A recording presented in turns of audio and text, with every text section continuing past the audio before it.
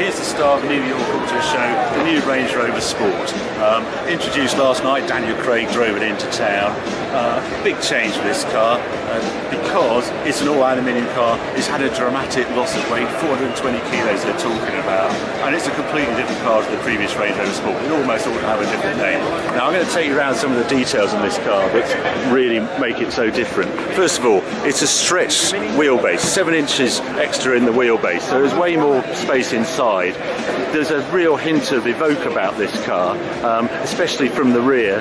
One of the aspects I'm not quite so sure about, this is the supercharged version, so 510 horsepower, and yet it looks a bit weedy around those exhaust pipes. I'm very surprised at how that looks, but overall I think it's a great design. Really huge doors on it is something that you do note on this car. It's very easy to get in and out, but whoa, look at the size of that door. It's like a barn door, but there's much more space than there ever used to be. In the back, they call this a 5-seater. Well, I don't really want the middle seat, but what's nice is it's a full-size seat with a headrest, rather than having that funny headrest. You used to get it in a Range Rover Sport and used to dig into your back. Not on this model. So it's a proper 5-seater. The other thing I quite like about it is on the option list there is a third rotor seat. £1,500 buys you these emergency seats in the back that flick up at a touch of a button. A really nice touch to have a 5+2 seating option like that. Style, I think it is one of the best designs we've seen of this sort of genre of car. We sort of got used to this new look of Land Rover with the Evoque, but this drags it on to another level. Now, inside, what's different to this, to the full fat Range Rover, is a higher console. Step inside. Oh, there we go. If you see here, it's got an LCD dash and the centre screen just like on the full-size Range Rover, and also this, a gear change rather than that funny rotary knob. Welcome return to have that, I think, in the car. And you get paddles behind the wheel to change gear on the 8-speed gearbox. Again, emphasising how different this car is to the other Range Rovers in the range.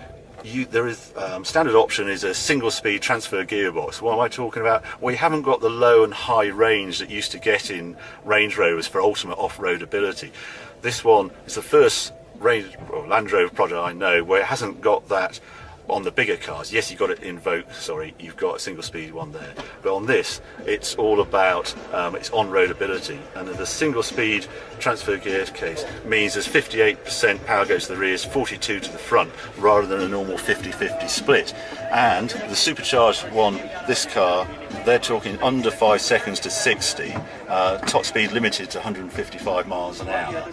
And they're even talking about lap times. I had a call from one of the engineers, they're around 8:32 around the Nordschleife at the moment with the supercharged car. That's the sort of speed that a Cayenne Turbo was doing 2-3 years ago. So this car is genuinely going to compete dynamically, they're telling me, with that of a Porsche Cayenne, which the previous one never did because he was so overweight.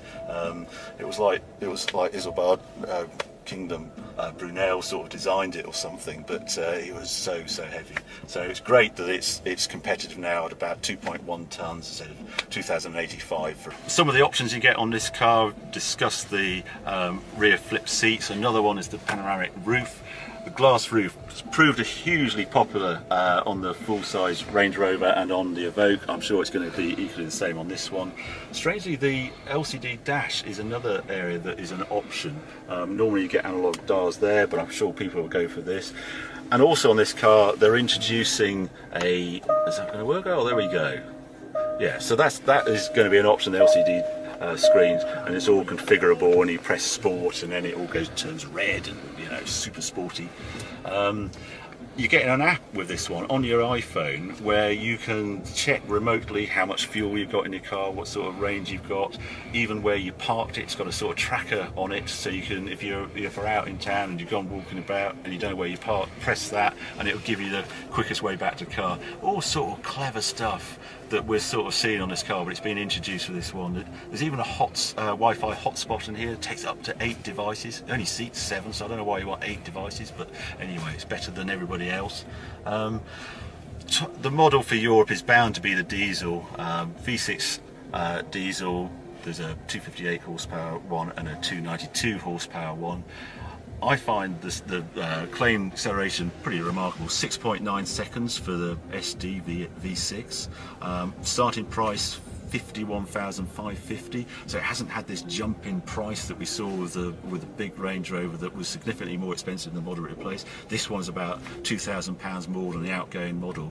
So it all sort of adds up. I think this is going to be a bit of a hit in the showroom. I think they're going to be in short supply, and depreciation isn't going to be a problem the first few years, because it just sort of feels right. It feels a useful car, and the added sort of dynamics that we've not come to expect from Range Rover Sport. This is going to be on another level.